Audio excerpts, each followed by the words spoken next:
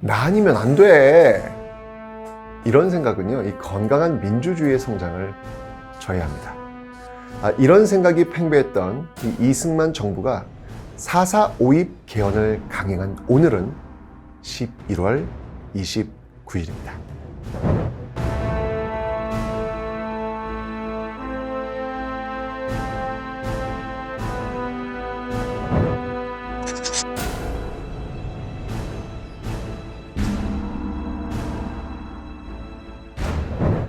대한민국의 헌법은요, 이 제헌 헌법이 제정된 이후 총 9차례 개헌을 겪게 됩니다. 놀랍게도 우리보다 민주주의 역사 훨씬 더 긴 미국의 헌법은요, 한 번도 바뀌지 않습니다. 헌법은 원래 그런 겁니다. 그런데 우리는 무려 9번. 도대체 왜 이런 것일까요? 광복 이후 처음 제정된 제헌헌법 하에서는요, 대통령을 국회에서 뽑는 간접선거 간선제였습니다. 여기서 이승만 초대 대통령이 당선되죠. 그런데 이 1950년 두 번째 총선에서요, 이승만을 지지했던 대다수 의원들이 낙선을 하고 국회에 들어가지 못합니다.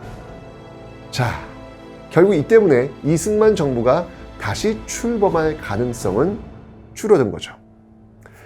이에 이승만 정부는요, 이 권력 유지를 위해서 대통령 직선제 추진을 담은 1차 개헌을 단행하게 됩니다.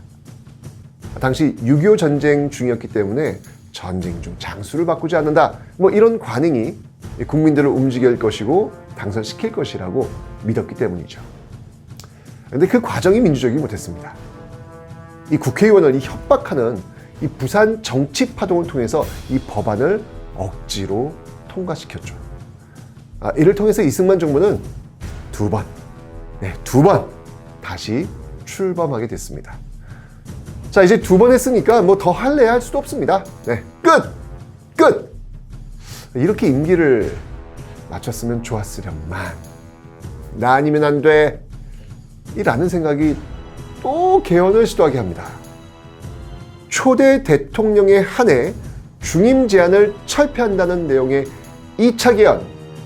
그러니까 이 초대 대통령 이승만은 죽을 때까지 대통령 선거에 나올 수 있도록 그 자격을 부여한 거예요. 말도 안 되는 이 법안 통과됐을까요? 이 개헌에는 국회의원의 3분의 2 이상의 동의가 필요합니다. 결국 당시 제적의원 203명의 3분의 2는 135.33333333 무한대상. 그러니까 136명의 개헌 찬성표가 필요했던 것이죠. 자, 뚜껑 엽니다. 뚜껑 열고 찬성, 반대, 찬성, 반대. 결과는 놀랍게도 찬성 135표. 한 표가 모자라요, 한 표가. 네, 다행입니다. 이런 말도 안 되는 법안이 통과된 건 말이 안 되죠, 그죠? 결국 한 표가 모자라서 부결되었습니다. 네, 지극히 상식적인 어떤 모습들. 근데 이 저명한 모 대학의 교수가 사람은 소수점으로 존재할 수 없습니다. 이때 4 이하는 버리고 5 이상을 취하는 수학 논리 4.4 5.입을 적용해야 하는 것이죠. 자, 그렇다면 개헌 정족수는 135.333에서 소수점은 존재하지 않는다 했으니 여기에 4.4 5.입을 적용시켜야 한다고 했으니 0.3은 버려야 되겠네요. 그러니까 203명의 3분의 2 이상 사람은 136명이 아니라 135명입니다. 헐.